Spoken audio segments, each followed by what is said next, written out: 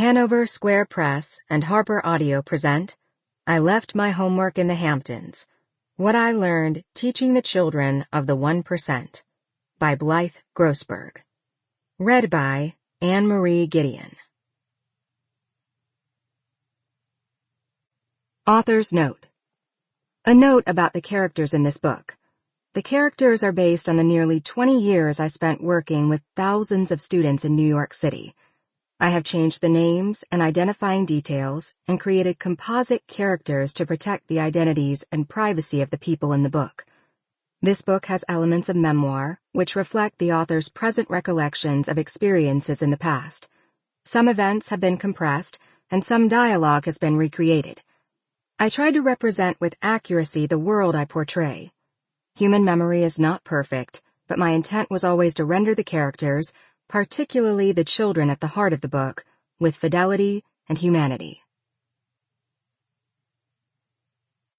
1. The doors of Fifth Avenue open.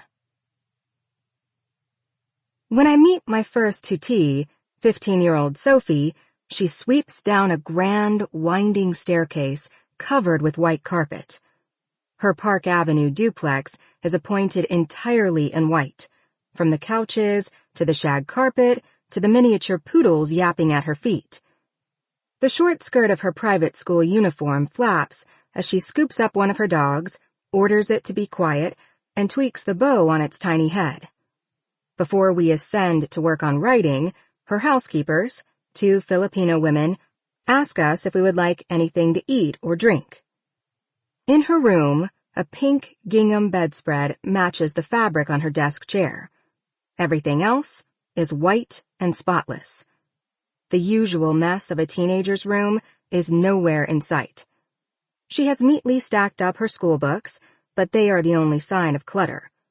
Even her flat-screen TV is stored behind a wood console, and the only objects disturbing the whiteness and pinkness of her space is her collection of Limoges boxes, carefully arranged at right angles to each other.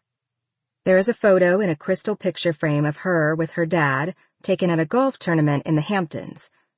It is only when she opens the built-in cabinets over her desk that I see the magazine cutouts that clutter most teenagers' rooms, alongside photos of her friends wearing too much makeup, dressed to the nines in designer dresses and high heels. After getting out her copy of The Great Gatsby, she begins to speak about her assignment: to write an expository essay about whether Gatsby achieved the American dream. Her 2 white dogs start barking again until one of the Filipino women comes to hush them and haul them downstairs. "I'm going to say that Gatsby did not achieve the dream," she says, "because that's what my teacher thinks." She pauses for a minute and licks her lips nervously. "Unless you think I should write something else." We go back and forth, talking about the ideas, and I can sense that she's nervous that I think there's no one right answer. Instead, I ask her to find support in the text for her contention that Gatsby failed to achieve the dream. She leafs through the pages mechanically, her nails painted with glittering polish that she has half picked off. She reads the following passage about Gatsby's riotous, lavish parties. "Every Friday, 5 crates of oranges and lemons arrived from a fruiterer in New York. Every Monday, these same oranges and lemons left his back door in a pyramid of pulpless halves." She is ready to skip ahead until I ask her to slow down and think about this image.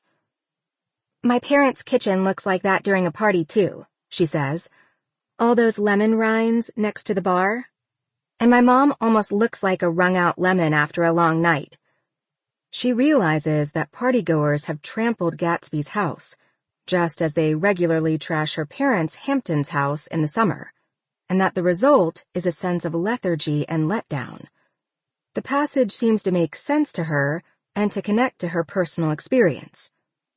She uses the intercom on the wall next to her desk to buzz her maids to bring up some green tea, which appears in a matter of minutes in porcelain cups and saucers, with thin lemon wedges teetering on the rims.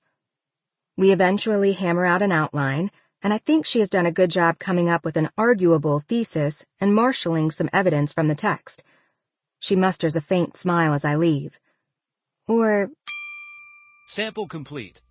Ready to continue?